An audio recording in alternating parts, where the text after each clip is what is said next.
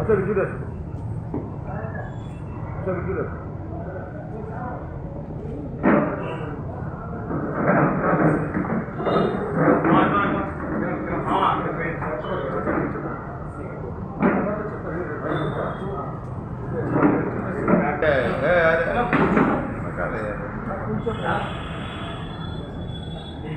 అదే విధంగా రేపు పొద్దున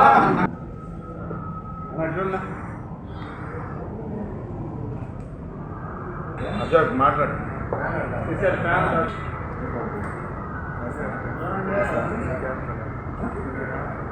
పూర్తి ఖాళీ అధ్యక్షుడిని.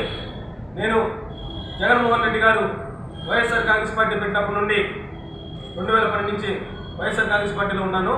అదేవిధంగా 2014లో ప్రతిపక్ష నాయకుడిగా ఉన్నప్పుడు జగన్మోహన్ రెడ్డి గారి కోసం ఎన్నో ఉద్యమాలు ఎన్నో ధర్నాలు చేయడం జరిగింది.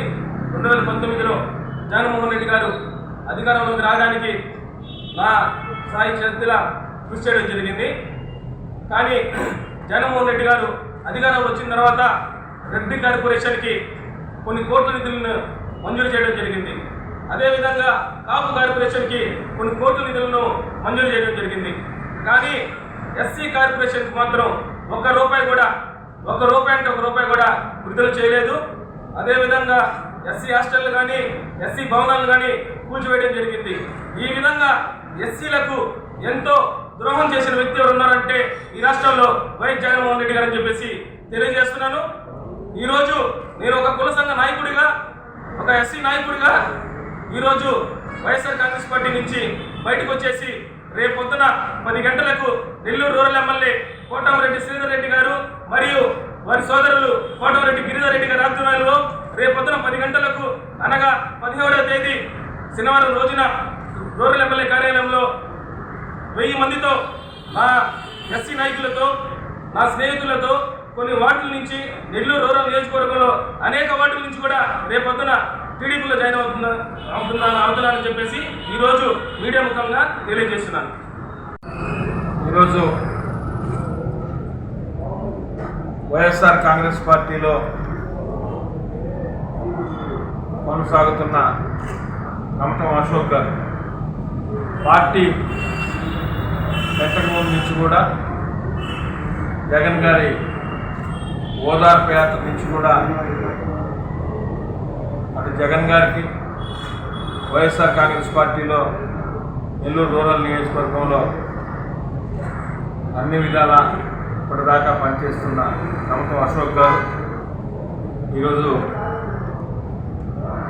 వైఎస్ఆర్ కాంగ్రెస్ పార్టీకి రాజీనామా చేసి రేపు ఉదయం 10 గంటలకు తెలుగుదేశం పార్టీలో సోదరులు శాసనసభ్యులు శ్రీ కోటమిరెడ్డి శ్రీధర్ గారి సమక్షంలో నెల్లూరు రూరల్ ఎమ్మెల్యే గారి కార్యాలయంలో చేరుతున్న సందర్భంగా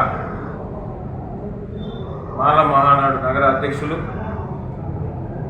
శ్రీ కమతం అశోక్ గారికి వారి మిత్ర బృందానికి అందరికి కూడా శుభాకాంక్షలు తెలియజేస్తూ వారిని సాదరంగా తెలుగుదేశం పార్టీలోకి ఆహ్వానించడం జరుగుతూ ఉంది.